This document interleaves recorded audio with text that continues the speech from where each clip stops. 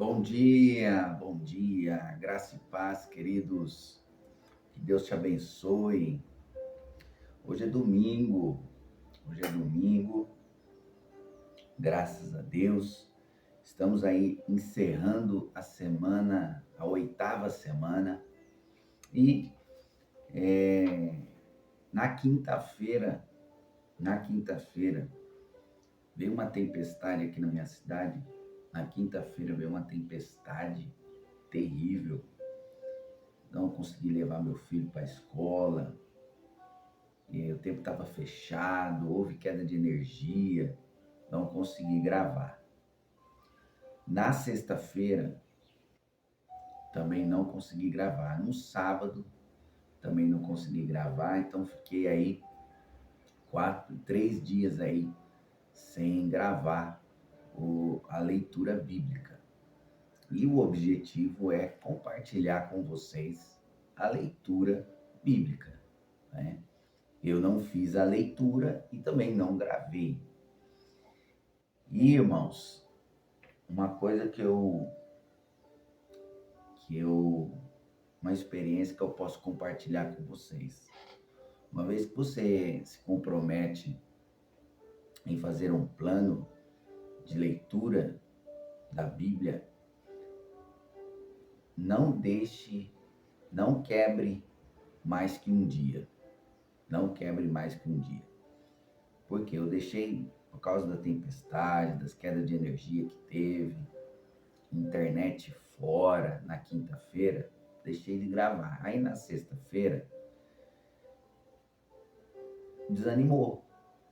Era para ter gravado na sexta-feira, os 2 dias, quinta e sexta. Mas veio desânimo. Desanimou na sexta-feira, desanimou ontem, mas bateu aquele desânimo, bateu aquela vontade de parar. Por quê? Você quebrou um dia. É como se você fizesse uma campanha de oração de 7 dias e no terceiro dia, no quarto dia, você não orasse. Desanima. O desânimo vem. Isso é o quê? O desânimo. Uma é a luta da carne e do espírito. A carne não quer, a carne não deseja a face de Deus, as coisas de Deus. Por isso que nós devemos andar no espírito e não satisfazer os desejos da carne. E batalhas espirituais enfrentadas. Foi uma semana difícil, foi uma semana puxada, sobrecarregada, lá no serviço, né? Na porta que Deus me abriu. E, por consequência, mas não foi comigo, né? As adversidades foi comigo. Então foi uma semana carregada, foi uma semana cansativa, foi uma semana puxada para mim. E então esse final de semana, esses 4 dias não foi fácil. E o desânimo vem. E o que você tem que fazer quando o desânimo vier? Pedir socorro. Pedir socorro a Deus. Então, essa madrugada de sábado para domingo, eu clamei a Deus. Eu orei, busquei a Deus e me esvaziei. E Deus renovou as minhas forças. Tanto é que eu não iria gravar hoje. Eu não iria gravar de novo hoje. Ia começar a gravar amanhã. Mas Deus renovou. Uma vez que você compartilha com o Senhor a sua fraqueza, Ele demonstra o poder dele, a graça e a misericórdia.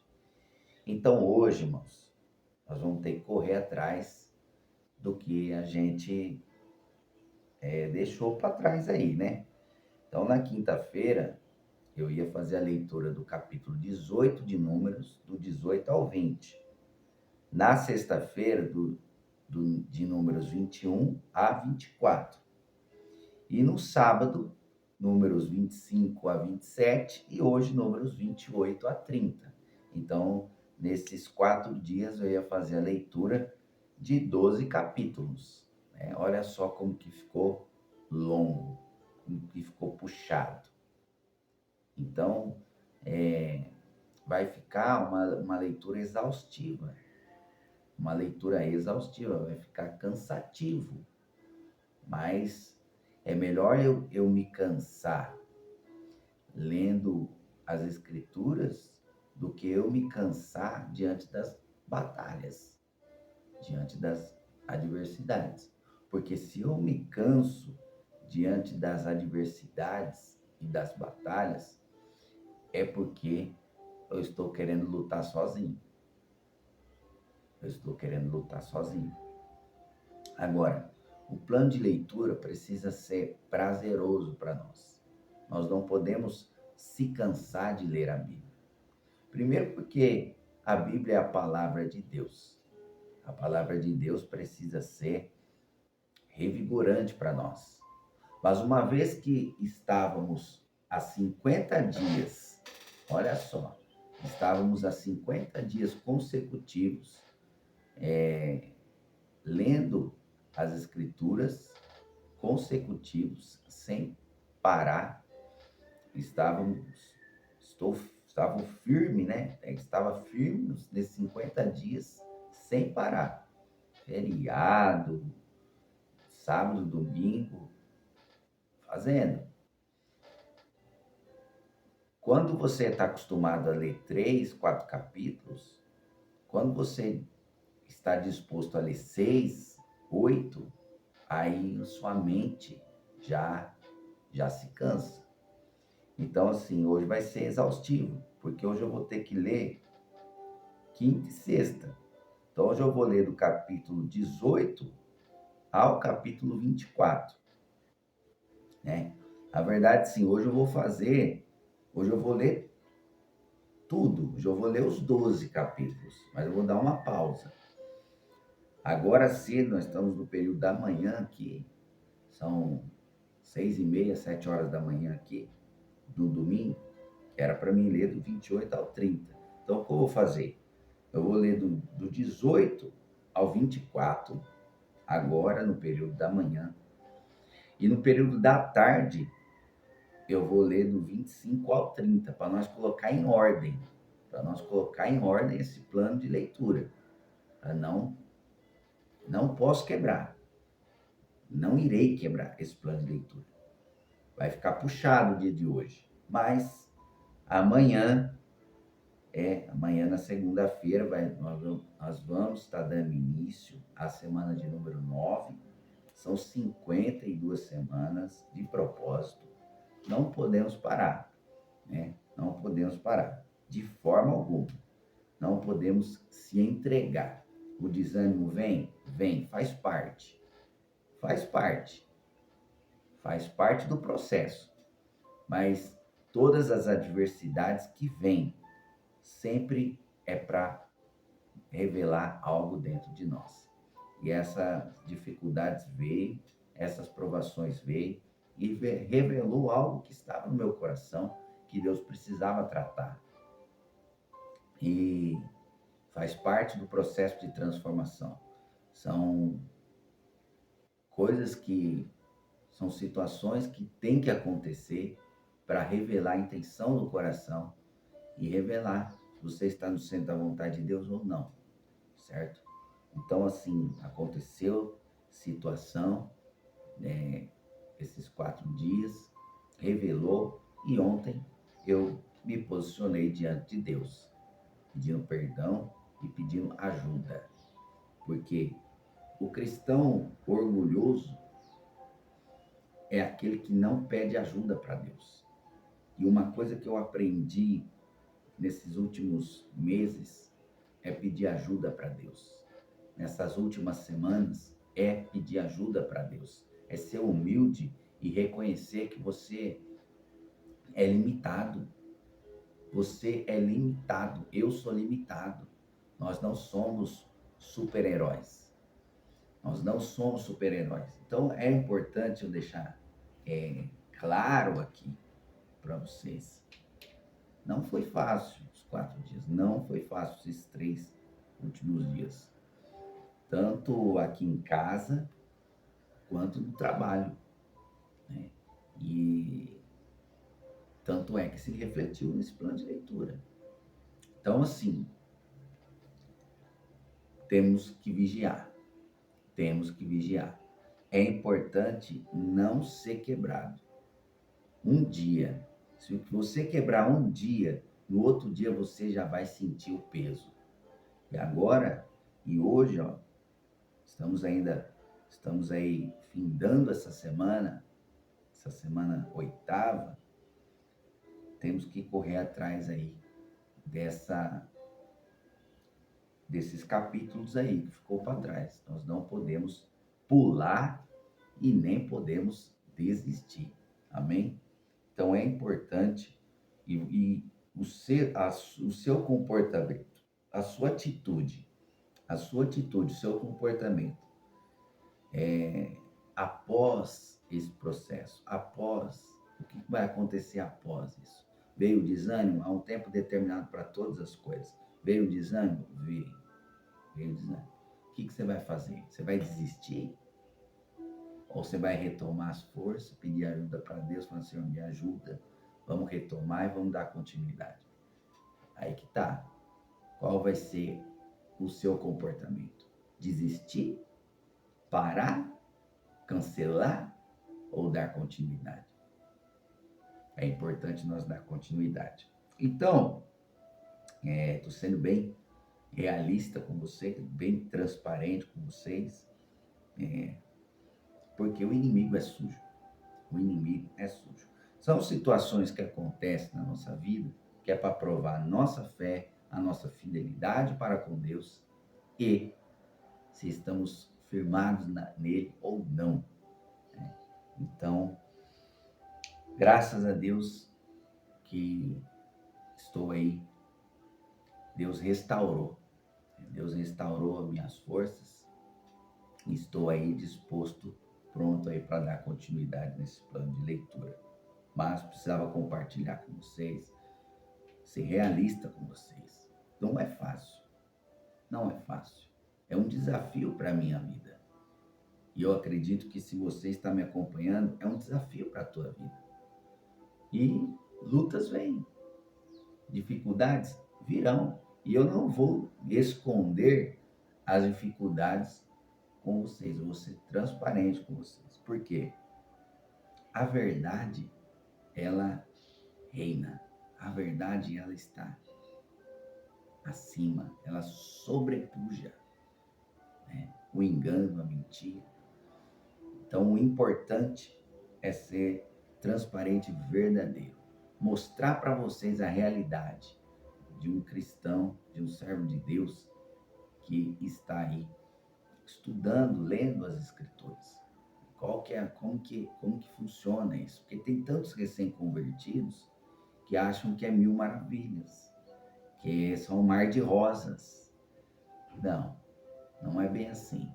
É uma vida de renúncia, é uma vida de processos, é uma vida que exige de você uma dedicação, é um estilo de vida. O cristianismo é um estilo de vida, é um estilo diferente de vida. Você abre mão dos prazeres da carne, você abre mão de uma balada, você abre mão de um vício, você abre mão que o vício é prazeroso no momento. No momento o vício é prazeroso. Mas e a consequência desse vício?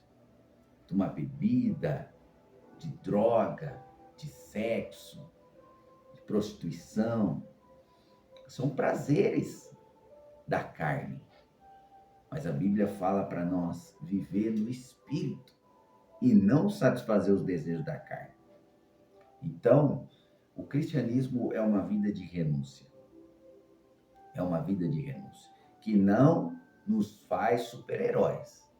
Muito pelo contrário, muitas das vezes existe o processo que vamos passar, que as adversidades só vai revelar as nossas fraquezas. Mas por que revela as nossas fraquezas? Para Deus aperfeiçoar o poder dele em nossas vidas. Deus, ele não vai aperfeiçoar o poder dele na onde eu estou forte. Não, ele vai aperfeiçoar o poder dele na onde eu estou fraco, na onde eu preciso de ajuda. Aí ele vai demonstrar o poder dele. De graça, misericórdia, favor, perdão, restauração e transformação. Amém? Então, eu precisava compartilhar isso com vocês. Foi um processo difícil, uma semana cansativa, tempestades no clima, acho, tudo contribuiu. Mas, em meio a essa dificuldade, circunstâncias que aconteceu, Deus, ele consegue extrair de nós o melhor e aperfeiçoar a nossa fé, o nosso caráter. Amém? Só Deus consegue fazer isso. Transformar as nossas dificuldades em degrau, para fazer nós subir mais um nível. Amém? Glória a Deus. Então, nós vamos ler agora no período da manhã, do capítulo 18 de Números ao capítulo 24. Vai ser uma leitura puxada aí, mas é o que tem que ser feito. E no período da tarde, eu vou ler o capítulo 25 ao capítulo 30. Amém? Então vamos lá. Números, capítulo 18. Então nós vamos ler do capítulo 18 ao capítulo 24, agora no período da manhã. Hoje é dia 17.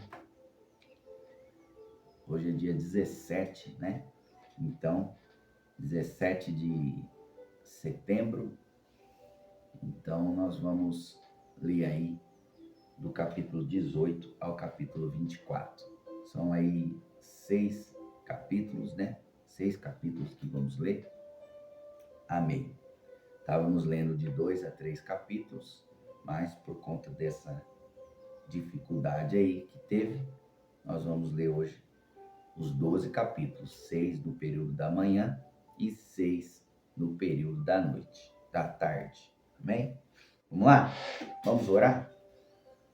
Pai, no nome de Jesus Cristo, graças te dou, Senhor, por esta manhã e por esta semana que está se findando, essa semana do plano de leitura que está se findando, meu Pai. Hoje também nós daremos início a uma nova semana. E rendo graças a Ti, meu Pai, porque eu posso dizer que sobrevivi. Tem um louvor que canta, que nós cantamos, sobrevivi. Então, aqui estamos, meu Deus. Peço a Ti força, peço a Ti restauração, mais ainda, mais do que o Senhor tem feito. Preciso da Tua ajuda a cada dia, Senhor. Mas nos momentos de dificuldades, eu preciso ser humilde e reconhecer, Senhor, eu não consigo. Sozinho não dá. Eu preciso da Tua ajuda, eu preciso do Senhor. Por isso, Senhor, nos dê sabedoria, me dê graça, me dê discernimento, entendimento da Tua palavra, clareza da Tua palavra, e que o Teu nome venha a ser glorificado, que a minha vida venha a ser abençoada e que a vida de todos os meus irmãos que forem assistir esse vídeo possa também, todos aqueles que também em algum momento, talvez até presente, atual, estão aí numa situação de fraqueza, de vulnerabilidade, Senhor, eu peço a Ti a Tua proteção, o Teu revestimento. No nome do Senhor Jesus Cristo. Amém. Amém. Que Deus venha restaurar as nossas forças, não é? Nós precisamos. Então vamos lá. Números 18. Números 18. Os deveres dos sacerdotes e levitas.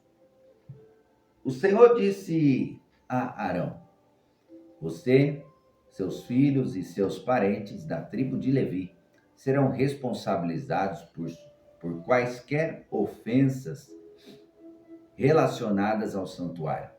Mas somente você e seus filhos serão responsabilizados por ofensas relacionadas ao serviço sacerdotal.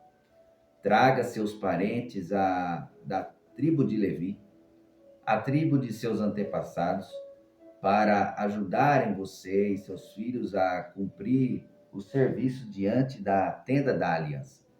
Quando os levitas realizarem as tarefas que lhes forem designadas na tenda, deverão cuidar para que não se aproximem de qualquer dos objetos sagrados, nem do altar.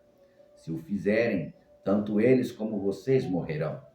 Junto com vocês, os levitas cumprirão as responsabilidades de cuidar da tenda do encontro e trabalhar nela. Mas ninguém que não seja autorizado poderá se aproximar. Vocês se encarregarão pessoalmente do serviço no santuário e no altar, para que minha ira não volte a se acender contra o povo de Israel. Lembrando que nós estávamos lendo aí no capítulo 17, que Corá se levantou, né, contra Moisés e Arão, e aí a terra abriu, engoliu, né, toda aquela rebelião, aquela divisão que houve. Deus estabeleceu, né, que os israelitas de 20 anos para baixo entrassem na terra prometida e os de 20 anos para cima, todos eles fossem exterminados, morressem ali no deserto, e que Israel permaneceria 40 anos no deserto.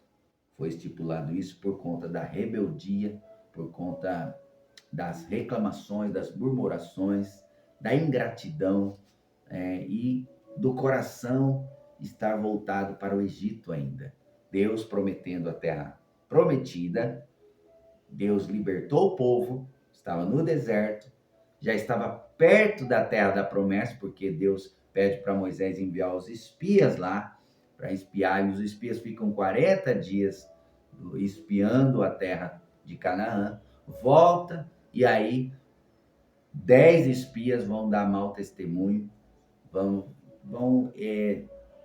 entristecer o povo, vão desencorajar o povo, mas Josué e Caleb vão encorajar o povo, vão dizer que se Deus tiver à frente, todas aquelas cidades serão conquistadas, todos os povos serão exterminados, serão mortos, né? Deus entregará a cidade fortificada de cada um deles, Deus entregará a terra de Canaã. Mas o povo deu mais crédito, mais valor ao pronunciamento negativo do que o pronunciamento positivo. E por consequência, Deus estipulou para cada dia de murmuração 1 ano, né, de permanência no deserto. E foi estipulado por Deus, então, 40 anos no deserto. Aquela geração murmuradora não entraria, não tomaria posse da terra prometida. E a geração que nasceu no deserto de 20 anos para baixo, adentraria a terra da promessa. Amém? Glória a Deus, foi isso que aconteceu.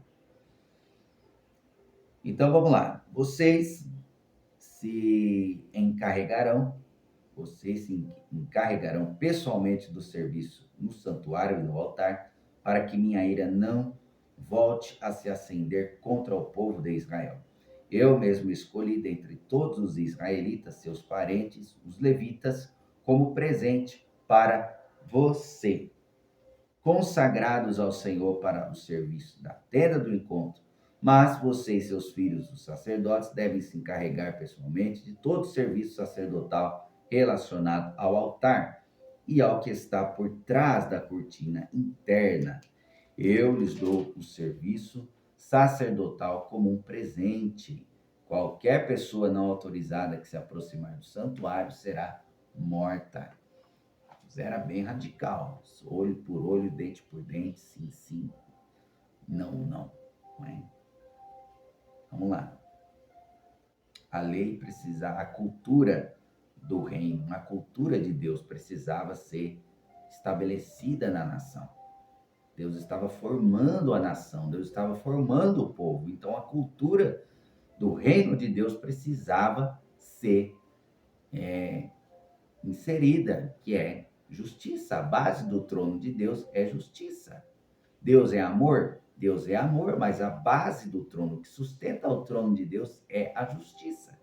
Então Deus estava estipulando aqui, firmando aqui a justiça dele, para depois, lá no Novo Testamento, demonstrar o amor dele e a graça, não é? Foi isso que Jesus veio fazer, mostrar um pai amoroso. Mas, primeiramente, precisa-se estabelecer o alicerce. O alicerce é a justiça. É a justiça, é a verdade, é a integridade, não é? É isso que sustenta o trono de Deus. Vamos lá. O sustento em questão agora do sustento dos sacerdotes, porque os sacerdotes e levitas eram consagrados, eram separados exclusivamente para o serviço de Deus. E Deus precisava sustentá-los, não é? E Deus vai estipular, né, um sustento para os sacerdotes e levitas. De todas as ofertas que eram trazidas à casa de Deus, tinha uma parte que era destinado a os levitas e os sacerdotes, porque eles trabalhavam de forma integral, né, na casa de Deus, viviam daquilo, né? Então eles precisavam comer, eles precisavam vestir, né? Eles precisavam de um sustento. Do versículo 8, vamos lá. O Senhor disse ainda a Arão: eu mesmo o encarreguei de todas as ofertas sagradas que os israelitas trazem a mim. Dou todas essas ofertas consagradas a você e a seus filhos como sua porção permanente. A parte das ofertas santíssimas, que não é queimada no fogo, é reservada para vocês. Essa porção de todas as ofertas santíssimas trazidas a mim, tanto a das ofertas de cereal como das ofertas pelo pecado e das ofertas pela culpa, é santíssima e pertence a você e a seus filhos. Comam-na como oferta santíssima. Todos os sacerdotes a comerão e a considerarão santíssima. Todas as ofertas sagradas e ofertas movidas que os israelitas apresentarem a mim, movendo-as para o alto diante do altar, também pertencerão a vocês. Eu as dou a você e a seus filhos e filhas como sua porção permanente. Qualquer membro de sua família que estiver cerimonialmente puro comerá dessas ofertas. Também dou a vocês as primeiras ofertas das colheitas que o povo apresentar ao Senhor, o melhor do azeite, do vinho novo e dos cereais. Todas as primeiras colheitas da terra que o povo apresentar ao Senhor pertence a vocês. Então Deus destinou as primeiras ofertas da colheita para eles, ofertas santíssimas, uma porção para eles, sustentando eles, a vida deles. Também dou a vocês das primeiras ofertas, lá no versículo 14. Tudo que em Israel for consagrado para o Senhor também pertence a vocês. Olha só. Tudo que for consagrado ao Senhor pertence a eles. O primeiro filho de cada família e a primeira cria de cada animal oferecidos ao Senhor serão seus. Mas o primeiro filho e a primeira cria de animais cerimonialmente impuros serão sempre resgatados. Vocês deverão resgatá-los quando eles tiverem 1 mês de idade. O preço do resgate é de 5 peças de prata, com base no ciclo do santuário, equivalente a 12 gramas cada peça. Não deverão resgatar, porém, as primeiras crias das vacas, ovelhas e cabras. Elas foram separadas. Asperja seu sangue sobre o altar e queime a gordura como oferta especial, um aroma agradável ao Senhor. A carne desses animais pertencerá a vocês, como o peito e a coxa direita, que são movidas para o alto como oferta especial diante do altar. Sim, eu dou a você Todas essas ofertas sagradas que os israelitas apresentam ao Senhor são para você e para seus filhos e filhas, para serem consumidos como sua porção permanente. Essa é uma aliança sem fim e irrevogável entre o Senhor e você, e também se aplica a seus descendentes. O Senhor disse mais a Arão: vocês, sacerdotes, não receberão herança, nem propriedade alguma na terra do povo. Eu sou sua propriedade e sua herança entre os israelitas. Darei aos levitas os dízimos de todo o povo de Israel como herança, por seus serviços na tenda do encontro. Olha só, que os dízimos que entrariam na casa de Deus, no tabernáculo, seria exclusivamente para os levitas. Amém? Os levitas eram aqueles homens que trabalhavam na tenda, levantando o tabernáculo, desarmando, colocando nas costas, né, a arca da aliança, esticando as lonas, batendo as estacas. Eles tocando, os tocadores, né, os instrumentistas, os músicos, né, porteiro, tudo isso, todos eles, o dízimo viria e eles tomariam para si o dízimo que o povo entregava na casa de Deus, no tabernáculo. Amém? De agora em diante, nenhum israelita se aproximará da tenda do encontro. Se alguém se aproximar, será declarado culpado e morrerá. Somente os levitas servirão na tenda do encontro e serão responsabilizados por quaisquer ofensas contra ela. Essa é uma lei permanente para vocês, a ser cumprida de geração em geração. Os levitas não herdarão porção alguma de terra entre os israelitas, pois eu lhes dou os dízimos dos israelitas, apresentados como ofertas para o Senhor. Essa será a herança dos levitas. Por isso eu disse que eles não herdariam terra alguma entre os israelitas. Deus estipulou que nenhum levita poderia herdar terra. Nenhum levita poderia herdar terra alguma. Lá na frente, no livro de Atos, a Bíblia vai falar de um homem levita que tinha uma propriedade e que vendeu essa propriedade e entregou nos pés dos apóstolos. Levita não poderia ter propriedade. A herança do levita não era terras. A herança do levita era os dízimos que entravam na casa de Deus. Todos os dízimos que entravam na casa de Deus era para os levitas, destinado para os levitas, para manter a vida deles. Não sei o que houve, mas este homem levita chamado Barnabé, Barnabé vai, de alguma forma, herdar do seu pai, que era levita também, terras, né? Uma vez que a Bíblia aqui está dizendo que Deus já tinha deixado bem claro que os levitas não poderiam herdar terra alguma entre os israelitas. Então, alguma coisa aconteceu com os pais, os avós, que aconteceu dele herdar uma terra, Barnabé. Lá no livro de Atos. Então, mais para frente, nós vamos ler sobre isso. Vamos lá, versículo 25. O Senhor disse ainda a Moisés: dê as seguintes instruções aos levitas: quando receberem dos israelitas os dízimos que eu dou a vocês como sua herança, entreguem a 10ª parte deles, um dízimo dos dízimos ao Senhor como oferta. Olha só que interessante.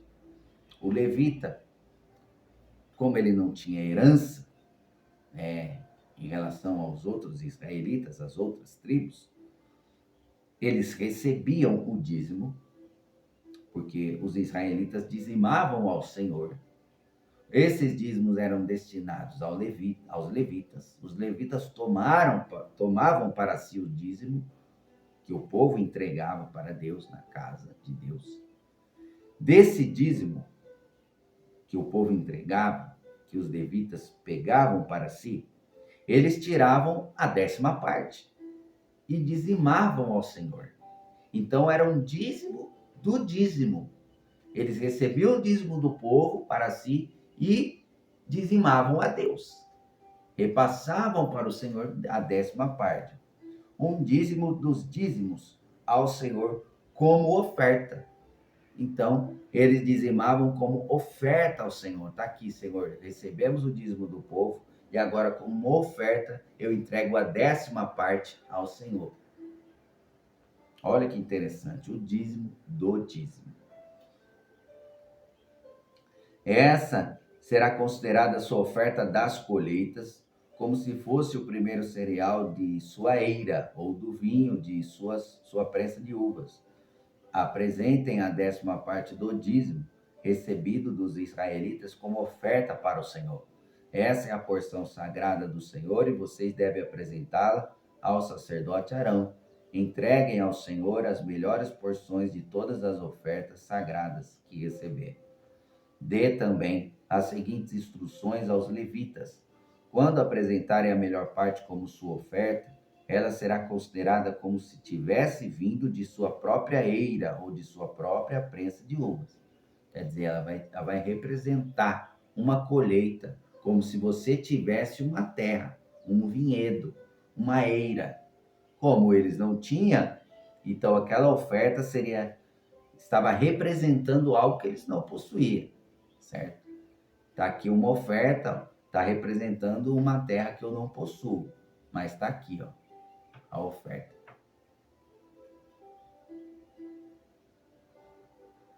O que é isso, irmãos? Andar por fé. Andar por fé. Eu tive a oportunidade de ouvir um testemunho de um pastor.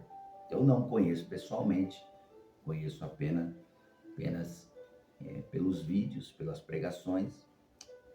E esse pastor, ele chegou no pastor dele, tinha um pastor que pastoreava a vida dele, e ele entregou um dízimo, uma oferta, né? Uma oferta especial.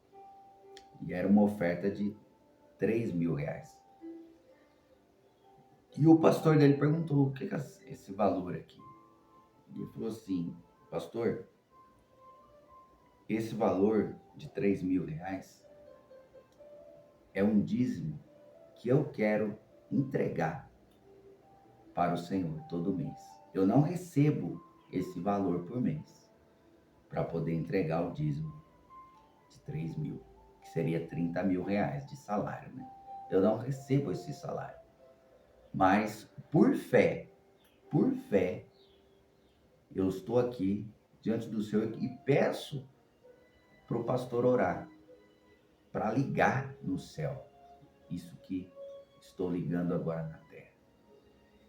E esse pastor dando esse testemunho, falou, irmãos, eu agi por fé. Eu entreguei um dízimo de um salário que eu não possuía, mas estava trazendo à existência na minha vida aquele salário, que era um desejo, uma vontade que eu tinha. Passou-se 3 meses, passou-se 4 meses, ele contando testemunho, passou-se 4 meses. Caiu na minha conta como salário o valor exatamente do que eu tinha posto ali para o pastor orar. Então, quer dizer, passou-se 4 meses, Deus cumpriu, né, com aquela atitude de fé dele. Deus respondeu. Ele recebeu, passou a receber após 4 meses o salário de 30.000 reais e passou a dizimar na casa de Deus o valor de 3.000 reais. Andar por fé.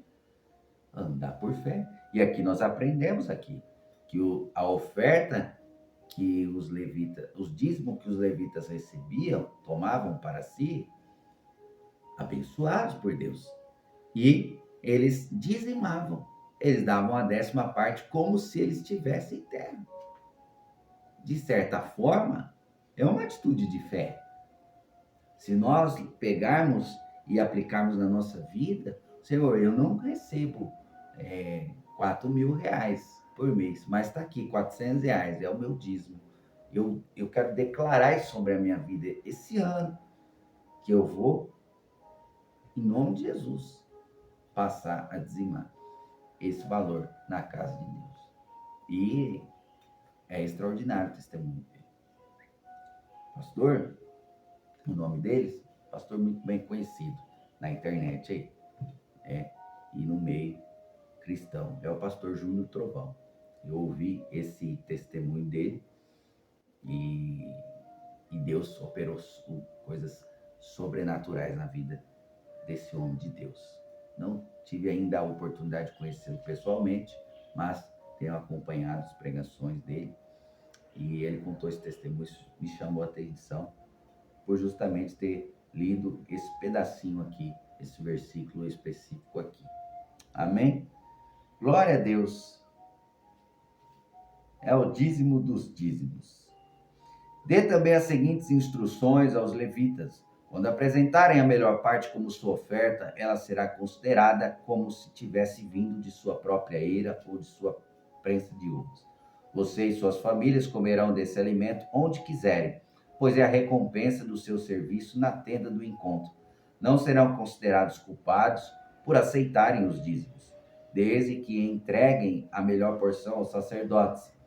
Mas tomem cuidado para não tratar as ofertas sagradas dos israelitas como se fosse algo qualquer. Se o fizerem, morrerão. Então, quer dizer, é sagrado, não trata de qualquer jeito.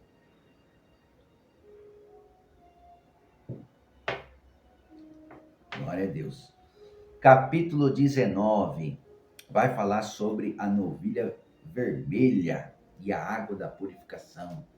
Isso nós vamos ver lá no livro de Apocalipse, né? No livro de Daniel também profetiza sobre a vinda do Messias, né?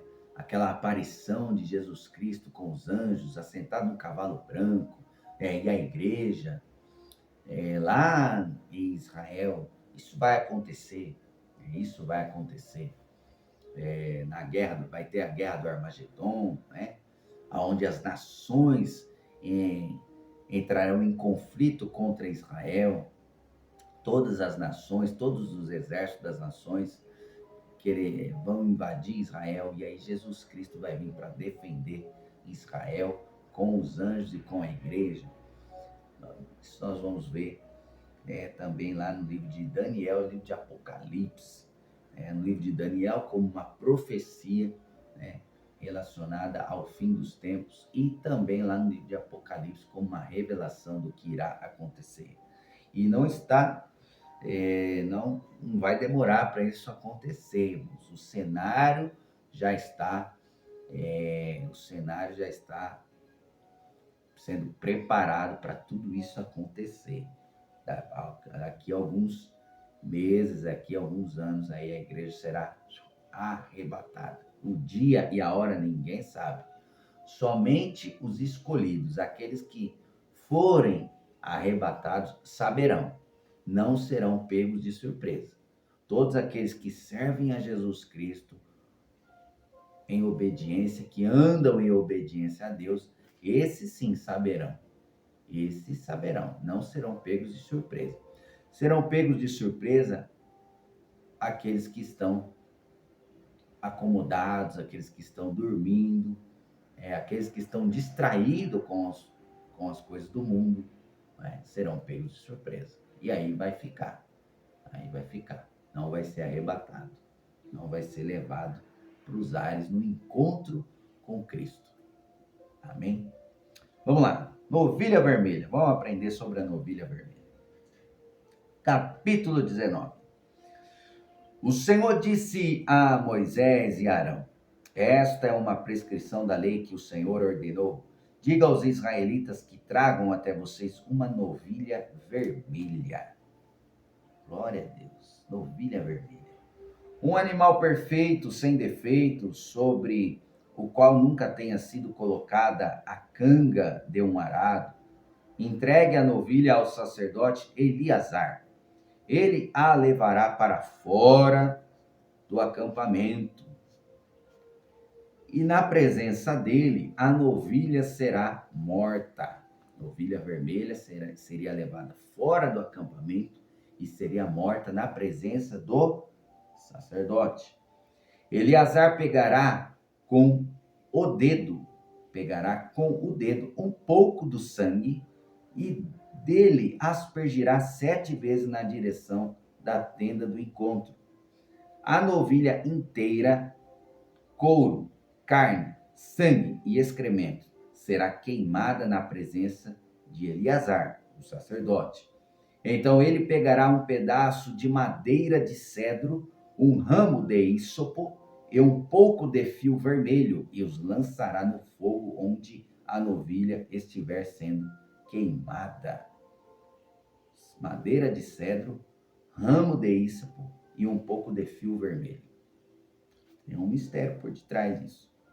Em seguida, o sacerdote lavará suas roupas e se banhará com água. Depois disso, voltará ao acampamento, mas ficará cerimonialmente impuro até o entardecer. O homem que queimar a novilha também lavará suas roupas e se banhará com água, e também ficará impuro até o entardecer. Então, uma pessoa cerimonialmente pura juntará a cinza da novilha vermelha e as colocará num lugar cerimonialmente puro fora do acampamento.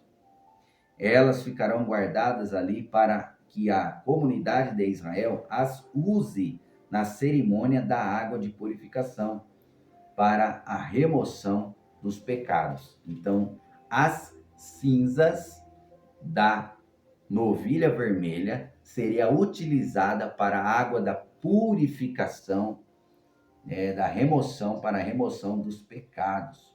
O homem que recolher as cinzas da novilha lavará suas roupas e ficará impuro até o entardecer. Essa é uma lei permanente para os israelitas e para os estrangeiros que vivem entre eles. Quem tocar num cadáver humano ficará cerimonialmente impuro por 7 dias.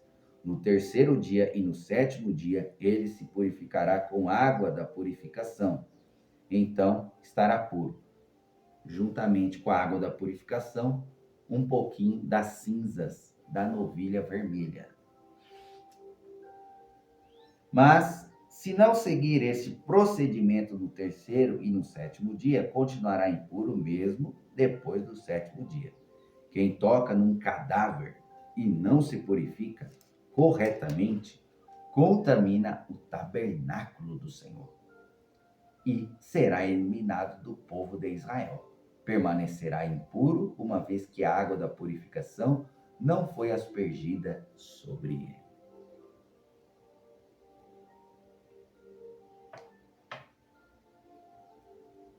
Jesus vem e fala que ele é a água da vida. Ele é a água que purifica. Novilha vermelha. O sangue de Jesus nos purifica de todo pecado. A Bíblia fala que Jesus foi levado como um cordeiro, sem mácula, sem defeito algum. Não foi encontrado pecado algum em Jesus Cristo. E ele morreu, foi crucificado, esvaziou-se, de si mesmo. Esvaziou-se de si mesmo. E o último ato dele de se esvaziar de si mesmo foi lá no jardim do Getsêmani, a qual ele falou: Senhor, Pai, aparte-se de mim esse cálice, mas todavia seja feita a tua vontade, não a minha. Foi o ato assim dele se esvaziar de si mesmo, o ápice, de toda a sua vontade, de todo o seu querer.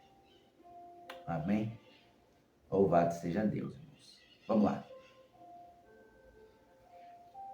A lei, no versículo 14, Versículo 14. A seguinte lei se aplica quando alguém morre numa tenda. Quem entrar nessa tenda e quem estiver dentro dela, quando a morte ocorrer, ficarão cerimonialmente impuros por 7 dias.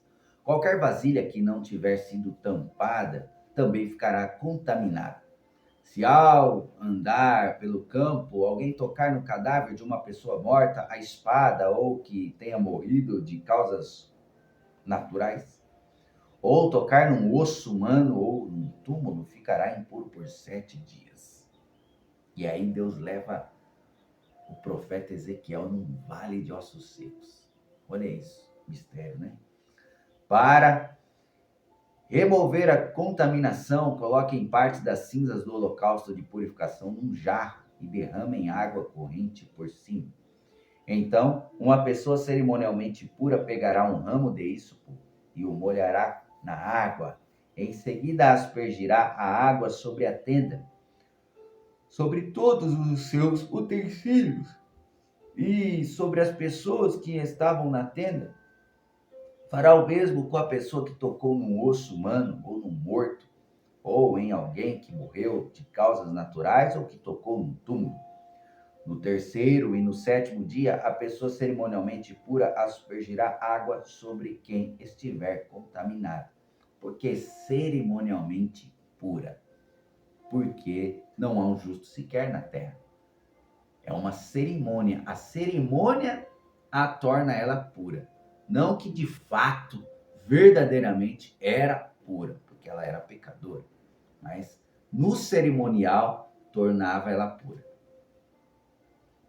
No sétimo dia, aquele que está sendo purificado lavará suas roupas e se banhará, e ao entardecer estará puro de sua contaminação. Contudo, aquele que se contaminar e não se purificar será eliminado da comunidade, pois contaminou o santuário do Senhor. Permanecerá impuro, uma vez que a água da purificação não foi aspergida sobre ele. Essa é uma lei permanente para o povo. Quem aspergir a água da purificação lavará depois suas roupas, e quem tocar na água usará para a purificação. Ficará impuro até o entardecer qualquer coisa ou pessoa em que o indivíduo contaminado tocar ficará impura até o entardecer. Quem estava cerimonialmente impuro, aonde tocava deixava impuro. E quem estava puro, aonde tocava deixava puro. Glória a Deus. No capítulo 20, nós vamos ver a desobediência de Moisés. Porque Moisés desobedeceu a Deus também. E ele foi punido por isso. Nós vamos ver isso. Capítulo 20. Glória a Deus. Do capítulo 20. No primeiro mês do ano, toda a comunidade chegou ao deserto de Zim e acampou em Cádiz. Enquanto estavam lá, Miriam morreu e foi sepultada. Lá no deserto de Zim, Miriam morreu e foi sepultada. Como não havia água naquele lugar, o povo se rebelou contra Moisés e Arão. De novo. Discutiram com Moisés e disseram: olha só, se ao menos tivéssemos morrido com nossos irmãos diante do Senhor, por que vocês trouxeram a comunidade do Senhor até este deserto? Foi para morrermos junto com todos os nossos animais? Por que nos obrigaram a sair do Egito? O Egito ainda estava no coração do povo. E nos trouxeram para este lugar terrível. Esta terra não tem cereais, nem figos, nem uvas, nem romãs, nem água para beber. Figos, uva, romãs tinha lá no Egito. Eles estavam fazendo um comparativo da condição atual que eles estavam vivendo para a anterior, passado. Mas o coração deles estava no Egito. Irmãos,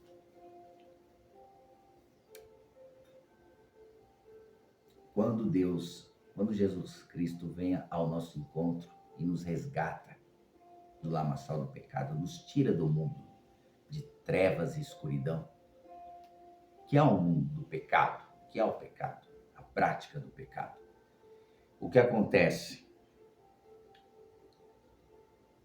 Ainda no nosso coração, ainda na nossa mente, existe aquilo que a velha criatura cultivou há anos. O processo de transformação é com o passar do tempo, com o passar dos longos anos, meses de caminhada cristã. É importante deixarmos bem claro que, a partir do momento que o Espírito Santo faz morada dentro de nós, tudo que tiver relacionado à nossa velha criatura, ao nosso passado, Deus vai nos purificando, vai nos libertando.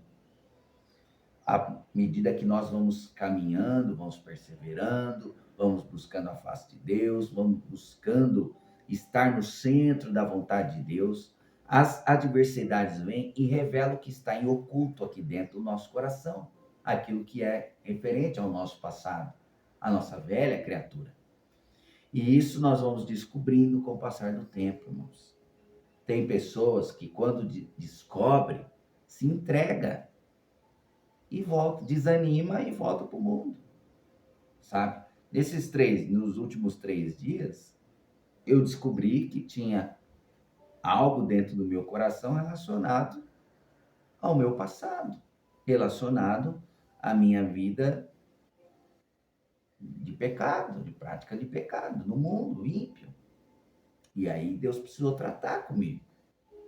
Agora, qual que seria a minha resposta? Exatamente o que estou fazendo, dando continuidade ao plano de leitura. Deus revelou? Deus revelou. Mas não é para me desanimar. É para me entregar para Ele. Está aqui, Senhor. Está aqui, meu Pai. E no lugar que isso ocupava, preencha com o teu amor, preencha com a tua graça, preencha com o teu favor, com a tua presença, com os frutos do teu espírito. No lugar da ambição, ambicioso, né? Idolatria, o amor ao dinheiro é a raiz de todos os males. No lugar da idolatria, da adoração aos bens materiais, Deus tira e coloca da presença dele, se esvazia de si mesmo e enche da presença de Deus. As dificuldades acontecem com todos, com todos. Mas o que Deus faz na vida do cristão é especial. Ele usa daquela dificuldade para trabalhar com o nosso caráter. Então, Deus usou de uma dificuldade que eu passei nos últimos 3 dias para aperfeiçoar o meu caráter. E Deus mostrou para mim o que estava no meu coração, qual era a intenção do meu coração, o ídolo que estava no meu coração. Deus revelou, Deus mostrou. A dificuldade mostra, revela o que está dentro de nós. E aí, o que nós temos que fazer? Senhor, eis-me aqui. Esse sou eu. Aperfeiçoa o meu caráter, me liberta de mim mesmo. E é isso que Deus vai fazer.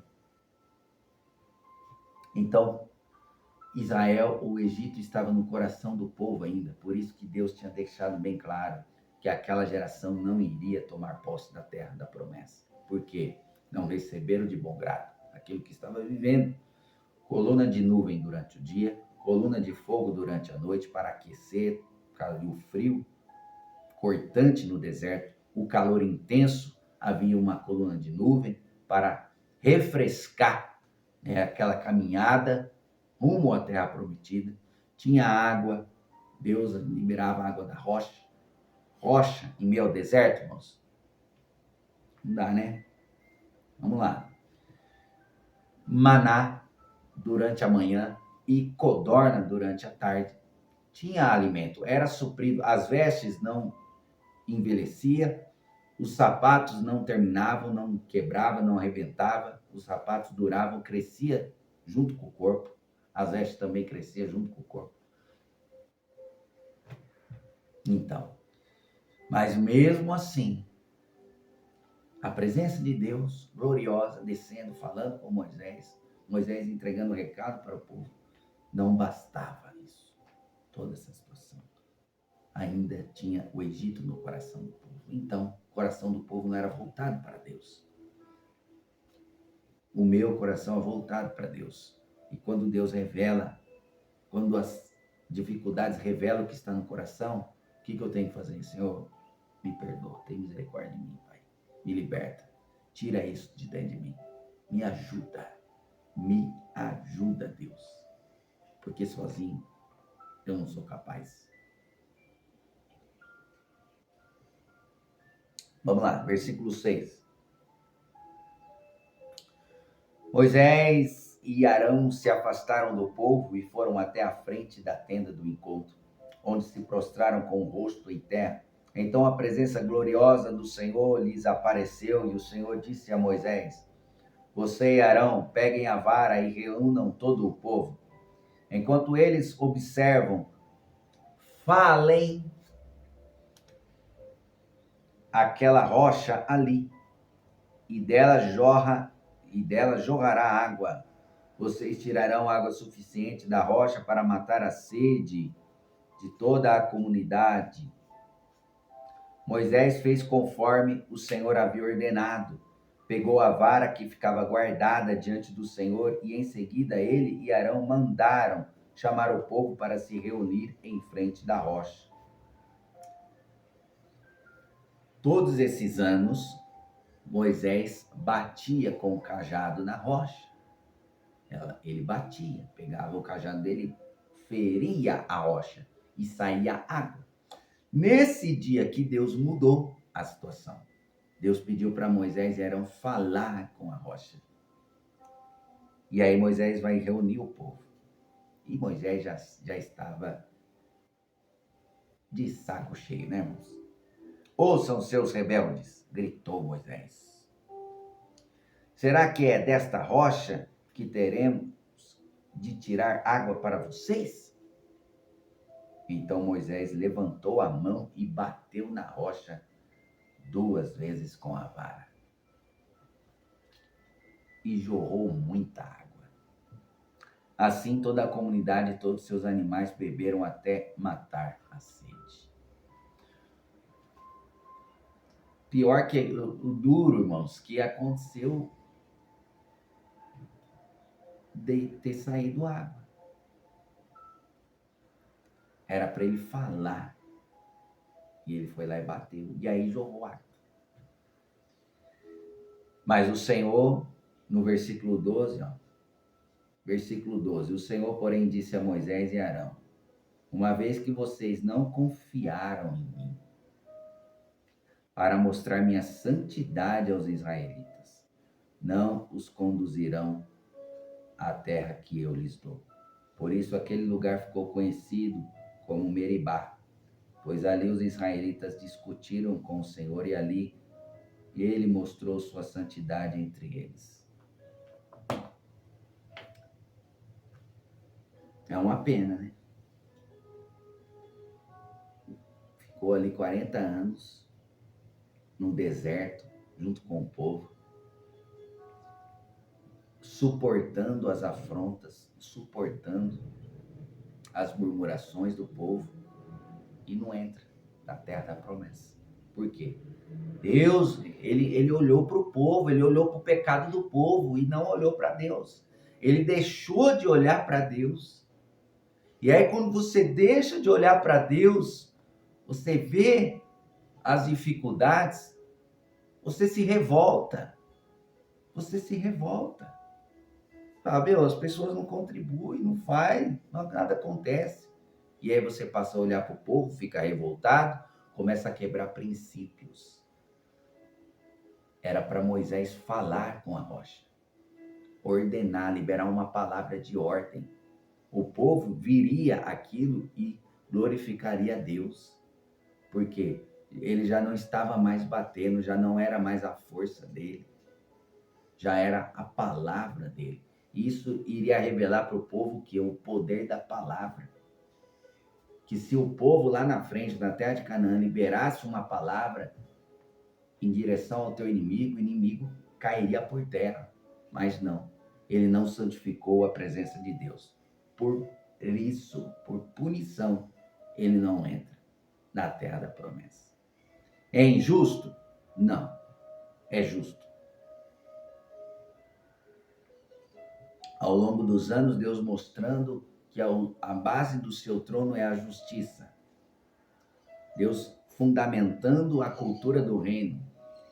Fundamentando, os fundamentos é justiça. Tem que ser justiça em verdade, integridade. E agora, como que Deus Não teria como Deus levá-lo para a terra da promessa. Não teria como. Porque seria injusto com aqueles que morreram no deserto. E Deus, ele é justiça. Os israelitas partem de Cádiz a rumo às campinas de Moabe. Vamos lá. Edom não deixa Israel passar. Edom vem lá de Esaú. Lembra? Esaú. Enquanto estava em Cádiz, Moisés enviou representantes ao rei de Edom com a seguinte mensagem: é isto que dizem seus parentes, o povo de Israel. É de seu conhecimento todas as dificuldades que tivemos. Nossos antepassados desceram ao Egito, onde vivemos por muito tempo. Ali nós e nossos antepassados fomos maltratados pelos egípcios. Mas quando clamamos ao Senhor, ele nos ouviu e enviou um anjo que nos tirou do Egito. Agora estamos acampados em Cádiz, cidade na fronteira de seu território. Pedimos que nos deixe atravessar sua terra. Tomaremos cuidado para não passar por seus campos e vinhedos e não beberemos água de seus poços. Seguiremos pela estrada real e só a deixaremos quando tivermos atravessado seu território. O rei de Edom, porém, disse: fiquem fora do meu território, ou irei ao encontro com o meu exército. Os israelitas responderam: ficaremos na estrada principal. Se nós ou nossos animais bebermos de sua água, pagaremos por ela. Apenas deixe-nos passar por seu território, é só o que pedimos. O rei de Edom retrucou: vocês não têm permissão de passar por nossa terra. Em seguida, mobilizou suas tropas e marchou contra o povo de Israel com um exército poderoso. Uma vez que o povo de Edom se recusou a deixá-lo passar por seu território, os israelitas foram obrigados a desviar-se dele. Os edomitas sempre foram adversários dos israelitas, por causa da briga antiga de Esaú contra Jacó. Porque Esaú, mesmo que os dois fizeram a paz, mas o povo não aceitou bem as pazes. Não aceitou. Os edomitas não aceitaram. Mas imagine também, os anos que Jacó passou ali, afastado, imagine o que Esaú passava para o povo, né? Do que aconteceu. Então, criou-se uma rincha muito grande, uma indiferença muito grande. E os edomitas passou a odiarem, né, os israelitas. Né? Então, até quando Deus decidiu exterminar, destruir por completo os edomitas. Vamos lá? Versículo 22 fala da morte de Arão, irmão de Moisés. Então toda a comunidade de Israel partiu de Cádiz e chegou ao Monte Or. Ali na fronteira com a terra de Edom, o Senhor disse a Moisés e a Arão: é chegado o momento de Arão reunir-se a seus antepassados. Não entrará na terra que dou aos israelitas, pois vocês se rebelaram contra minhas instruções a respeito da água de Meribá.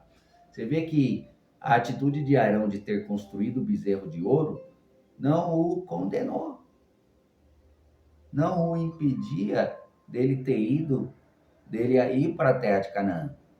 A construção do bezerro de ouro, que o bezerro de ouro foi construído pelas mãos de Arão. Ok, Moisés foi lá, quebrou as tábuas, voltou, pegou as novas tábuas, apresentou para o povo as leis, as regras. Arão pediu perdão, se reconciliou com Deus, se purificou, mas esse pecado de não ter representado Deus diante do povo, quando Deus uma vez pediu para eles falar, eles feriu, é imperdoável. Um dos pecados que são imperdoáveis é o contra o Espírito Santo. Quem comete pecado contra o Espírito de Deus, esse não tem perdão, é um pecado eterno. Acabou, irmão.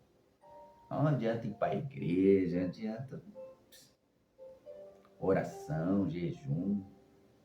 Pecou contra o Espírito. E quando que eu peco contra o Espírito Santo? Atribuindo a Satanás aquilo que é o Espírito de Deus que está agindo, operando. Lembra quando Jesus expulsava os demônios?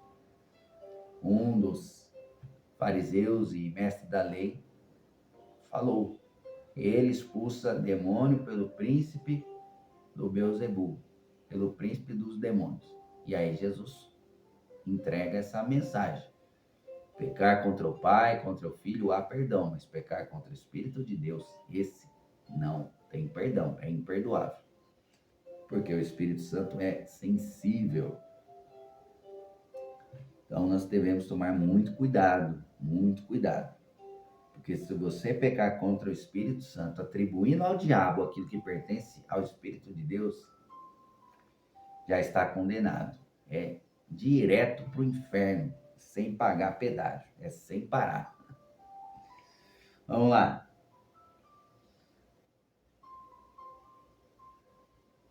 Não entrará porque se rebelou, nas águas de Meribá.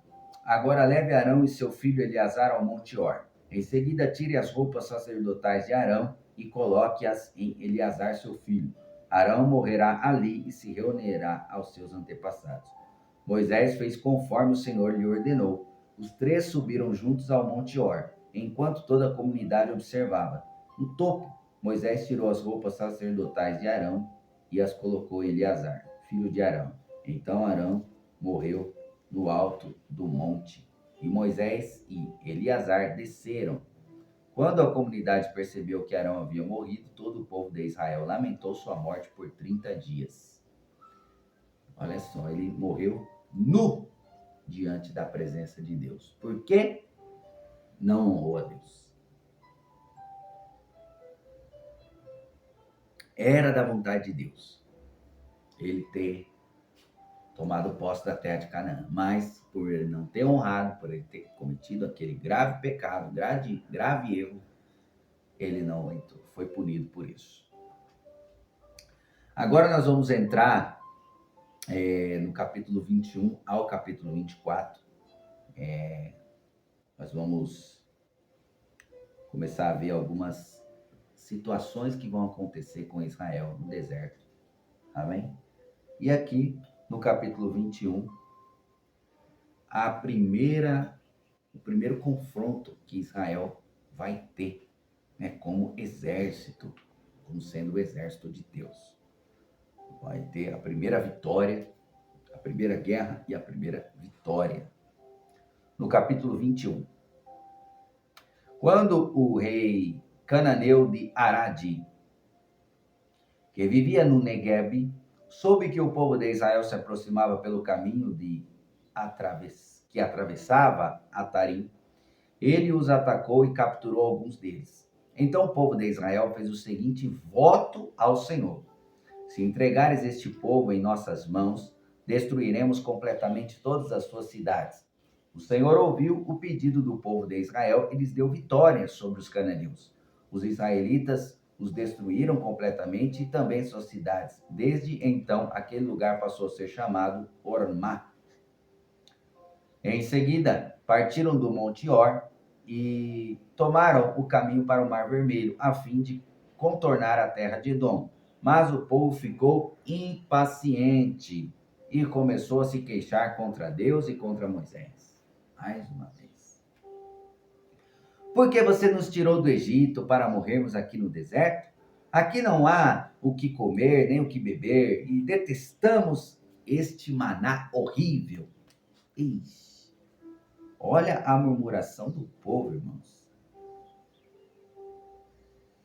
Detestamos este maná horrível. Então, o Senhor enviou serpentes venenosas que morderam o povo, e muitos morreram. O povo clamou a Moisés: pecamos ao falar contra o Senhor e contra você. Ore para que o Senhor tire as serpentes de nosso meio. E Moisés orou pelo povo. O Senhor lhe disse: faça a réplica de uma serpente venenosa e coloque-a no alto de um poste. Todos que forem mordidos viverão se olharem para ela. Moisés fez uma serpente de bronze e a colocou no alto de um poste. Quem era mordido por uma serpente e olhava para a réplica de bronze era curado. Olha só, Deus não tirou a serpente do meio do povo. A serpente estava lá no meio do povo e picava o povo. como a punição. Muita ingratidão, e amaldiçoaram o pão. O maná que Deus fazia vir do céu, eles falaram o quê? Detestamos esse maná horrível. Amaldiçoou aquilo que Deus entregou, aquilo que era santo. E ainda Deus, ele é misericordioso, porque todo aquele que olhasse para aquela serpente de bronze no meio do deserto era curado. Assim Jesus foi levantado. Todo aquele que olha para Jesus e aceita Jesus em teu coração, recebe Jesus em teu coração, é curado, é transformado. Mas aquele que não olha para Cristo, não é transformado. A transformação só vem por meio de Cristo. Jesus Cristo é o caminho, a verdade e a vida. Se você não for, você não consegue chegar ao céu, ao reino de Deus. Você não consegue chegar à salvação, a salvar a tua alma do juízo por outro meio. Não é por Maria, não é por Buda, não é por Allan Kardec, não é por ninguém. Não é por Maomé. Não é. Não é. Por nenhum desses homens que fizeram história em seu tempo. Só por meio de Cristo. Todos eles morreram. A Madre Teresa de Calcutá morreu.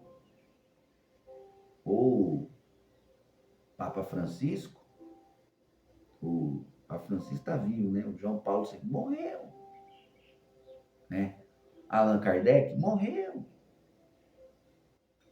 Todos esses homens importantes, mulheres, ao seu tempo morreram. Agora Jesus Cristo está vivo. Ele ressuscitou ao terceiro dia. Ele está sentado à destra do Pai. A Ele sim nós devemos a nossa adoração, a nossa entrega, certo? Então, devemos tomar muito cuidado. Muito cuidado. Não existe outro caminho. Ele é o único. A verdade absoluta. Ele é o Filho de Deus que veio tirar o pecado do mundo. Ele veio para trazer justiça. E no tempo certo. Ele vai reinar com justiça nessa terra.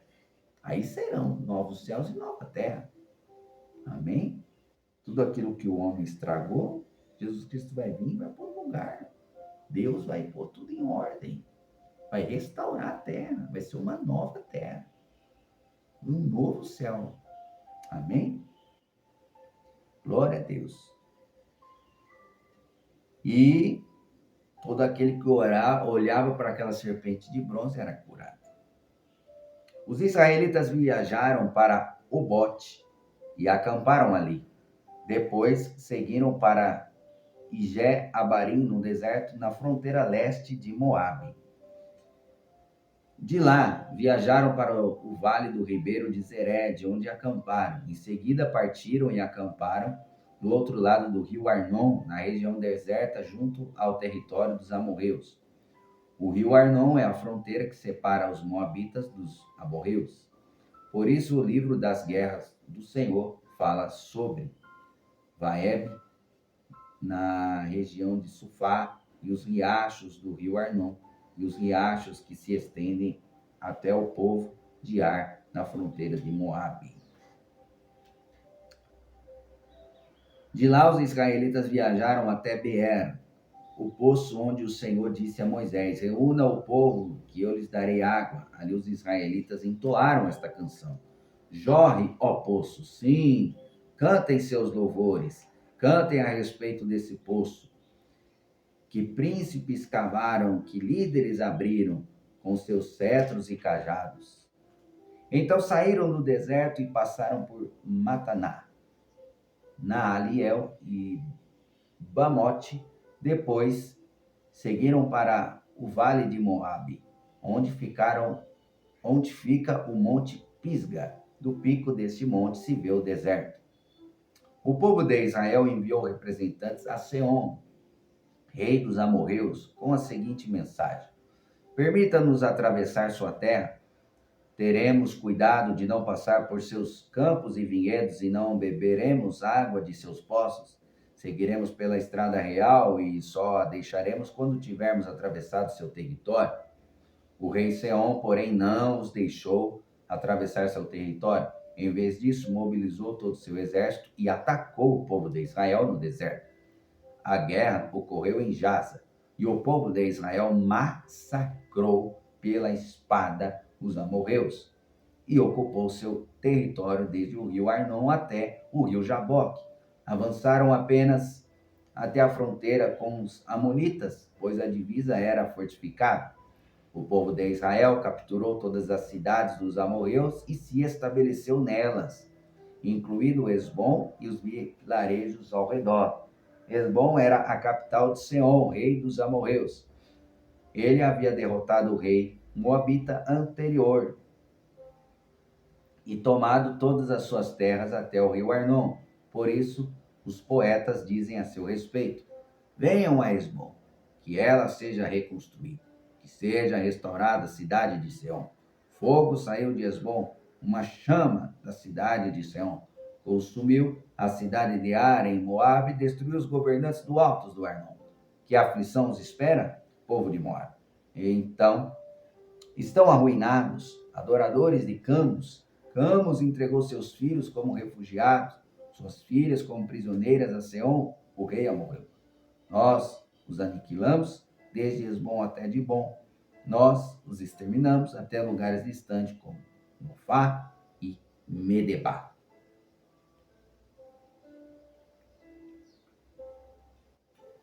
Assim, o povo de Israel ocupou o território dos amorreus. Depois que Moisés enviou homens para fazer o reconhecimento de Jazar, os israelitas tomaram todas as cidades da região e expulsaram os amorreus que viviam ali. Em seguida voltaram e marcharam pelo campo até Bazã. Mas o rei Og de Bazã e todo o seu povo os atacaram em Edrei. O Senhor disse a Moisés: não tenha medo dele, pois eu o entreguei a você, junto com todo o seu povo e sua terra. Faça com ele o mesmo que fez com Seom, rei dos amorreus, que vivia em Hesbom. Deste modo mataram o rei Og, seus filhos e todo o seu povo. Não restou sobrevivente algum, então ocuparam seu território. Israel chega às campinas de Moabe, capítulo 22. Então os israelitas viajaram para as campinas de Moabe e acamparam a leste do rio Jordão, do lado oposto de Jericó.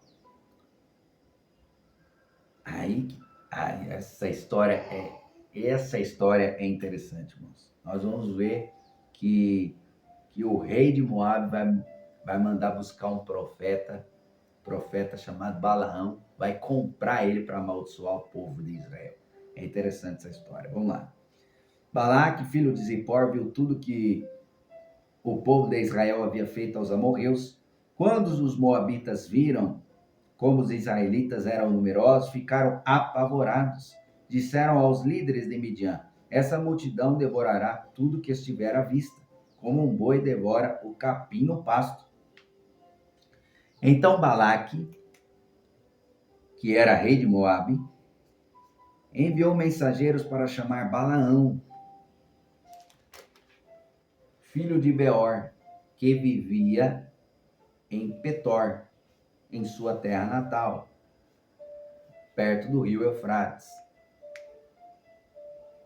Quer dizer, era um profeta que não fazia parte do clã de Israel, mas era um homem que conhecia Deus, via Deus face a face, era um servo de Deus. Porém, não tinha em sua vida recebido as leis do Senhor.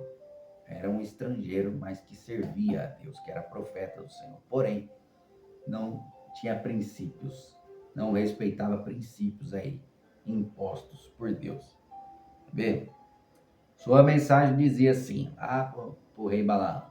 Balaque enviando para o profeta Balaão, perdão. Um povo enorme saiu do Egito e cobre a terra e agora está acampado perto de mim. Venha e amaldiçoe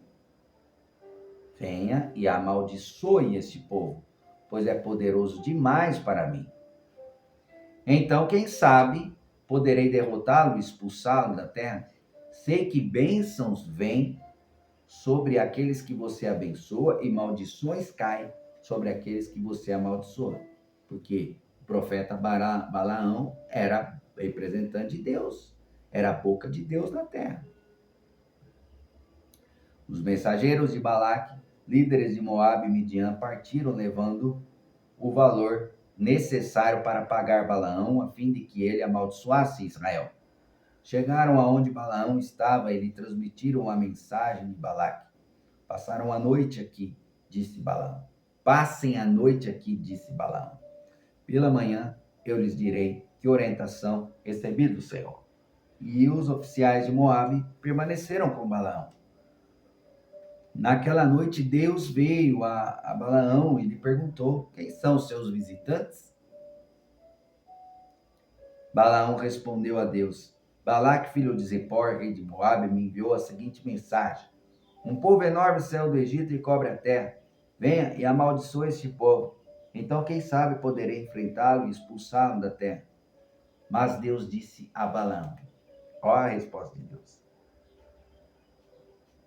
não vá com eles, nem amaldiçoe este povo, pois é povo abençoado. Na manhã seguinte, Balaão se levantou e disse aos oficiais de Balaque: voltem para casa, o Senhor não me permitiu ir com vocês. Os oficiais moabitas voltaram ao rei Balaque e lhe informaram: Balaão se recusou a vir conosco. Então Balaque fez outra tentativa. Dessa vez enviou um número maior de oficiais, ainda mais importantes que os homens que tinha enviado inicialmente. Eles foram até Balaão e lhe transmitiram a seguinte mensagem: é isso que diz Balaque, filho de Zippor. Por favor, não se recuse a vir me ajudar. Pagarei muito bem e farei tudo o que me pedir. Por favor, venha e amaldiçoe este povo para mim. A resposta de Balaão foi errada, porque ele falou que apenas não iria com o povo. Ele deveria ter dado a resposta por completo. Eu não vou porque Deus abençoa esse povo. Mas não, ele apenas deu a resposta: não irei. Deu a entender para o rei Balaque que Balaão, se ele aumentasse a oferta, Balaão poderia ir. Balaão ficaria mexido, balançado com caravanas, com homens importantes atrás dele. Balaão, porém, respondeu aos oficiais de Balaque: mesmo que Balaque me desse seu palácio cheio de prata e ouro, eu não poderia fazer coisa alguma, grande ou pequena, contra a vontade do Senhor meu Deus. Fiquem, porém, mais esta noite e eu verei se o Senhor tem algo mais a me dizer. Deus já tinha falado para ele: não vá com eles, nem amaldiçoe esse povo, pois é povo abençoado. Se Balaão tomasse a atitude de ir até Balaque, Balaque iria entender o quê? Ele veio para amaldiçoar. Olha o que aconteceu. Na manhã seguinte, naquela noite, Deus veio a Balaão e lhe disse: uma vez que estes homens vieram chamá-lo, levante-se e vá com eles. Contudo, faça apenas o que eu mandar. Deus estava provando agora o coração de Balaão. Se o coração de Balaão estava voltado realmente para Deus ou para a recompensa. E aí o que acontece na manhã seguinte? Balaão se levanta, põe a sela sobre sua jumenta e partiu com os oficiais moabitas. Versículo 22.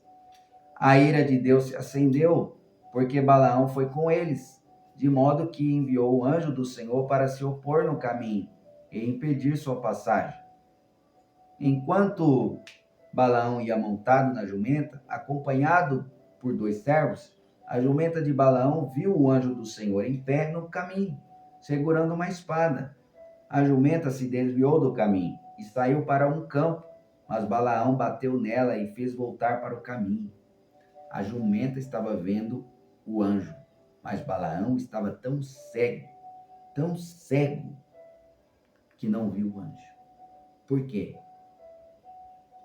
Uma vez Deus falou. Já dizia Davi: uma vez Deus falou, 2 vezes eu ouvi. Por que que Deus falou para ele na segunda vez? Vai, mas fala apenas que eu mandar.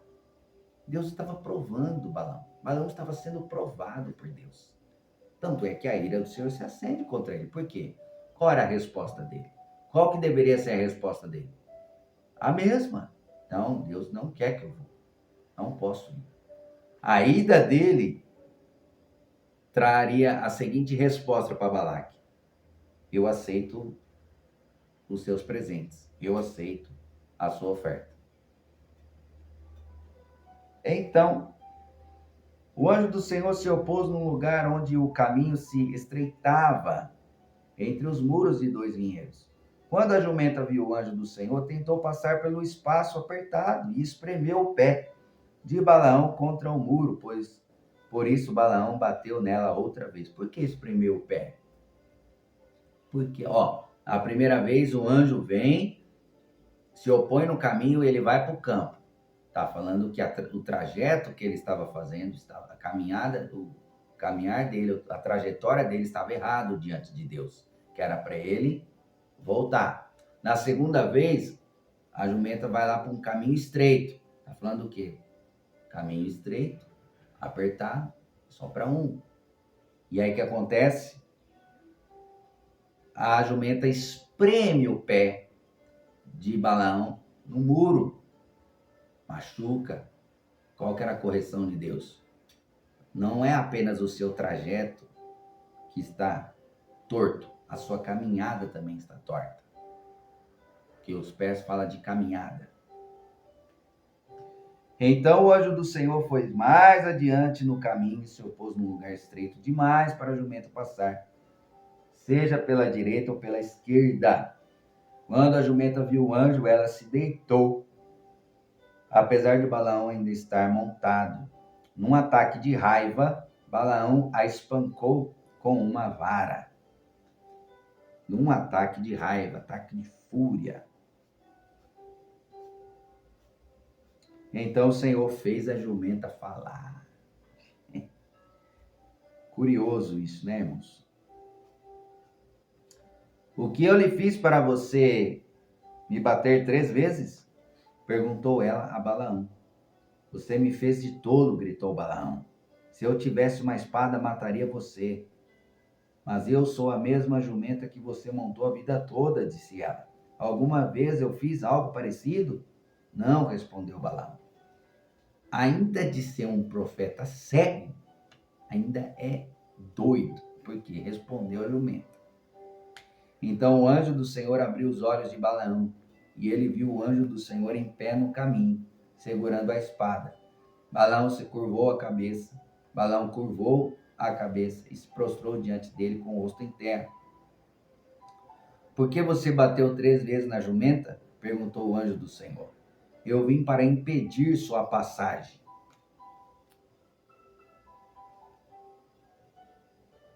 Pois você insiste em seguir por um caminho que me desagrada. 3 vezes a jumenta me viu e se afastou. Se ela não tivesse se desviado, certamente eu teria matado você e poupado a vida da jumenta. Pequei, disse Balaão ao anjo do Senhor. Não percebi que estavas no caminho impedindo minha passagem.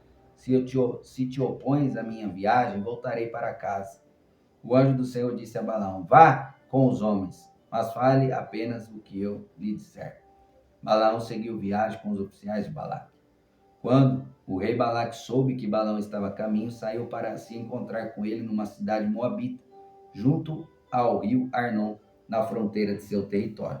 Balaque perguntou a Balaão: não mandei chamá-lo com urgência? Por que não veio de imediato?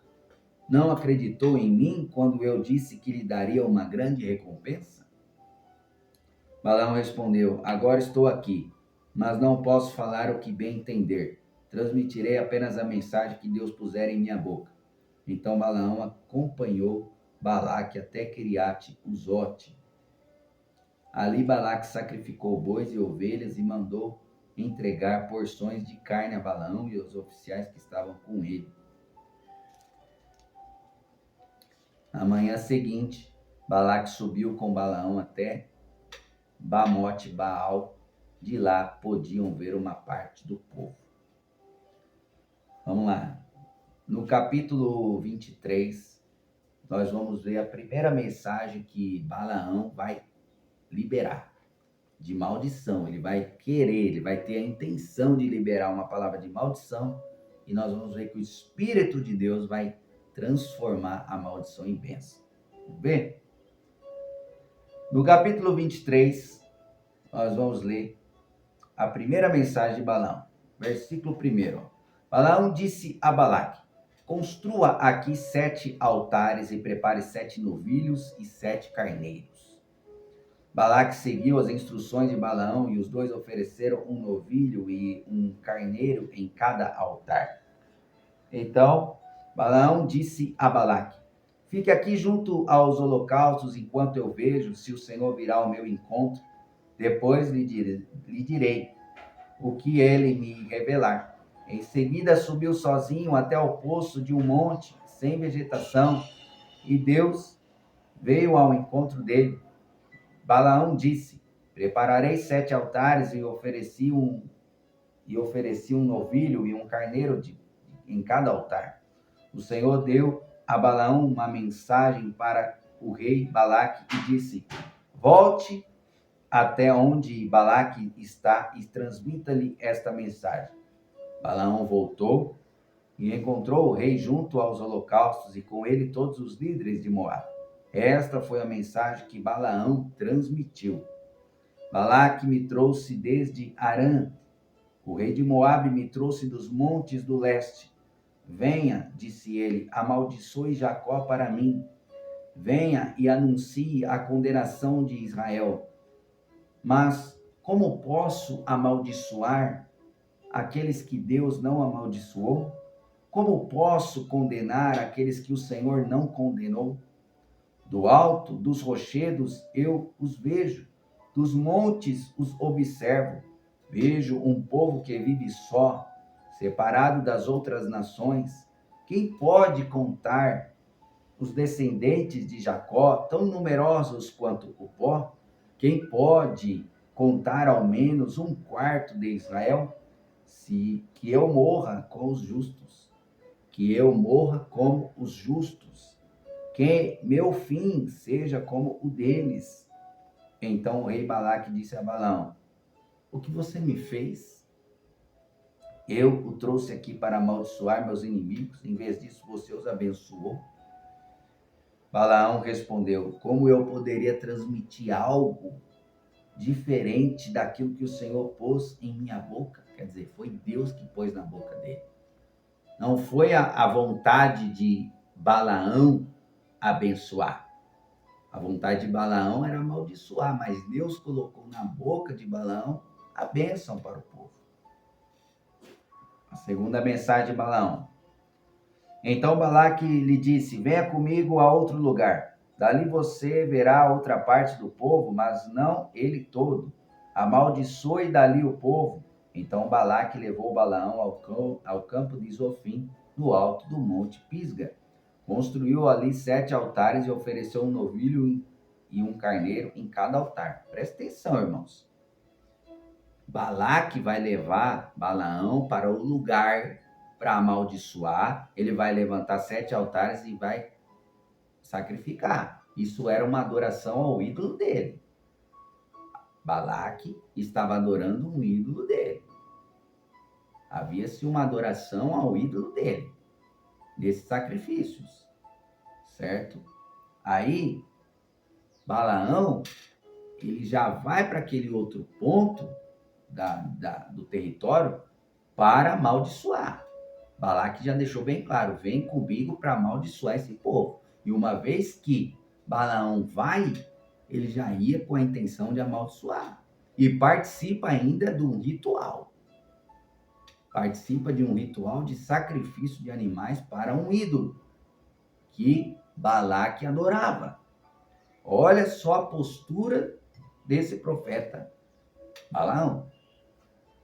Balaão disse ao rei: fique aqui junto aos holocaustos enquanto eu vou ao encontro do Senhor. Então o Senhor veio ao encontro de Balaão e lhe transmitiu uma mensagem. Depois disse: volte até onde Balaque está e transmita-lhe esta mensagem.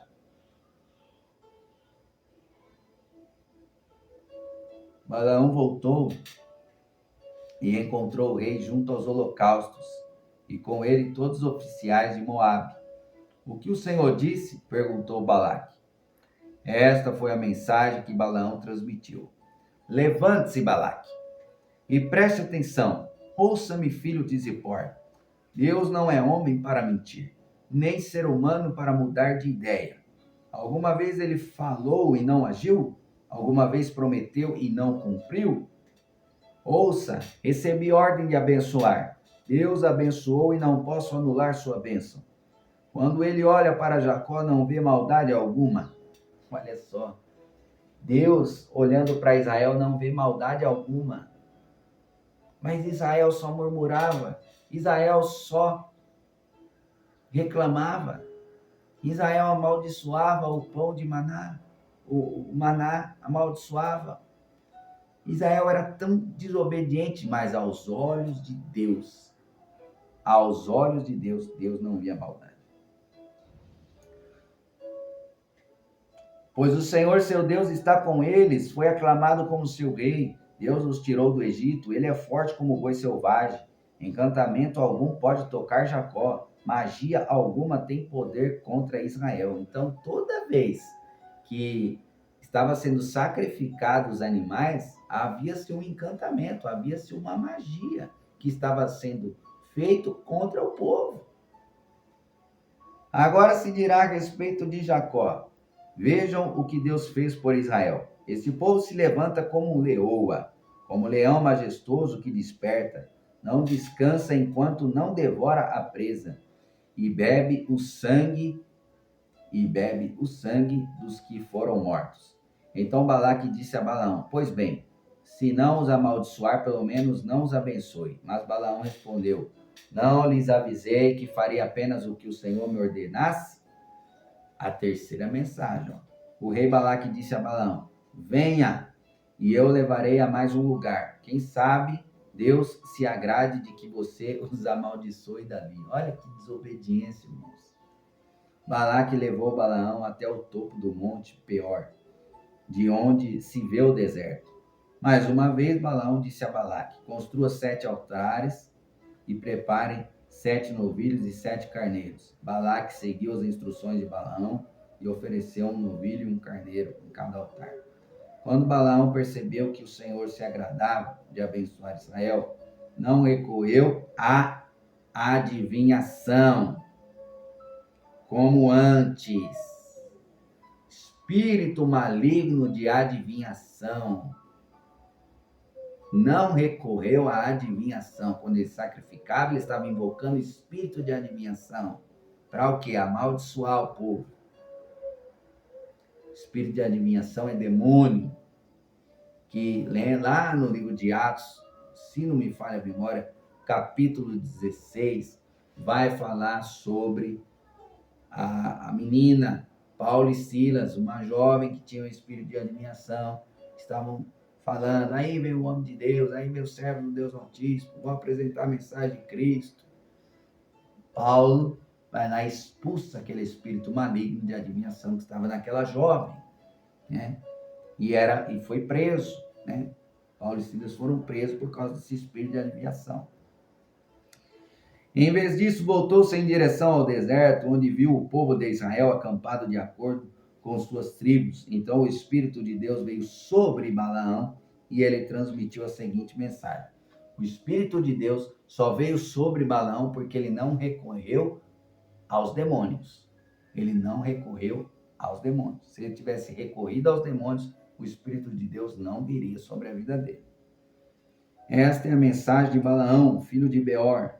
A mensagem do homem cujos olhos veem com clareza, a mensagem daquele que ouve as palavras de Deus, que tem uma visão concedida pelo Todo-Poderoso, que se curva com os olhos bem abertos. Como são belas suas tendas, ó Jacó, como são lindas suas moradas, ó Israel. Estende-se diante de mim como palmeiras, como jardins à beira do rio. São como aloés plantados pelo Senhor, como cedros junto às águas. Águas jorrarão de seus baldes, e suas sementes serão bem regradas. Seu rei será maior que Agage, e seu reino será exaltado. Deus os tirou do Egito, ele é forte como o boi selvagem. Devora todas as nações que se opõem a ele, despedaça seus ossos e com flechas as atravessa. Como leão, Israel se agacha e se deita. Como a leoa, quem tem coragem de acordá-lo? Sejam abençoados os que abençoarem e amaldiçoados os que o amaldiçoarem. O rei Balaque se enfureceu contra Balaão e, batendo as palmas das mãos, gritou: Eu os chamei para amaldiçoar meus inimigos, em vez disso você os abençoou 3 vezes. Vá embora, volte para casa. Eu lhe prometi uma grande recompensa, mas o Senhor o impediu de recebê-la. Balaão disse a Balaque: Você não se lembra do que expliquei a seus mensageiros? Eu lhes avisei: mesmo que Balaque me desse seu palácio cheio de prata e ouro, eu não poderia fazer coisa alguma boa ou má contra a vontade do Senhor. Avisei que só poderia falar aquilo que o Senhor dissesse. Agora volto para meu povo, mas primeiro lhe direi o que esse povo fará ao seu povo no futuro. Interessante, né? Que ele dá essa resposta para o rei Balaque, mas ele tinha recorrido ao espírito de Aviv em ação, né? Balaão transmitiu a seguinte mensagem. Esta é a mensagem de Balaão, filho de Beor. A mensagem do homem cujos olhos veem com clareza. A mensagem daquele que ouve as palavras de Deus, que possuía conhecimento dado pelo Altíssimo, que tem uma visão concedida pelo Todo-Poderoso, que se curva com os olhos bem abertos. Ousado que ele se gabava tanto desse dom que Deus deu dele, de visão aberta, mas não conseguiu enxergar o anjo do Senhor se opondo no caminho dele. Olha só como que Balaão estava desviado. Eu o vejo, mas não agora. Eu o avisto, mas não de perto. Uma estrela surgirá de Jacó. Olha a revelação que Deus dá para ele. Está falando de Cristo. Uma estrela.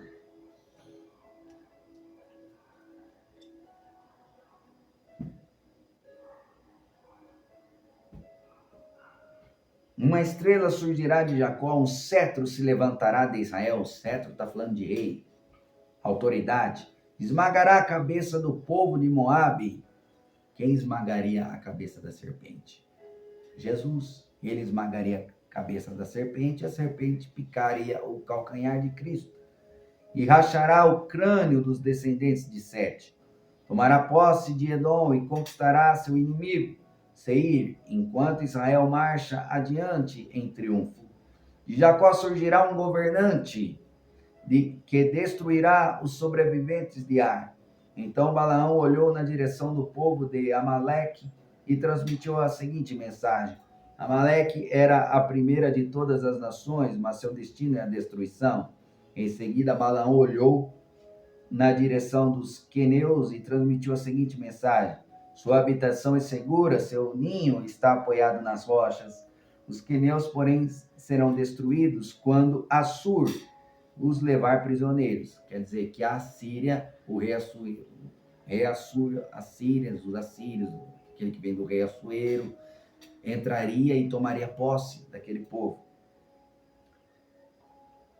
Assur lembra do rei Assuero, lembra de Esther, né? Lembra da rainha Esther. Balaão concluiu sua mensagem com estas palavras. Ali, quem pode sobreviver quando Deus fizer essas coisas? Navios virão do litoral de Chipre, oprimirão Assur e afligirão Éber, mas eles também serão destruídos. Então Balaão se levantou e voltou para a sua terra. E Balaque também seguiu seu caminho. Amém, irmãos? Deus não é homem para que minta, nem filho do homem para que se arrependa. Se Deus prometeu, Ele vai cumprir. Deus, Ele te protege, Deus te abençoe, uma vez que você faz parte desta nação, deste povo, escolhido por Deus, para reinar nessa terra. Amém? Que Deus te abençoe, querido. Um forte abraço. Daqui a pouquinho estaremos de volta para dar continuidade aí nesse plano de leitura anual, 52 semanas aí, lendo a Bíblia Sagrada. Amém? Daqui a algumas horas eu retornarei para nós dar continuidade, colocando em ordem aí esse plano de leitura. Amém? Fique na paz do Senhor. Até a próxima.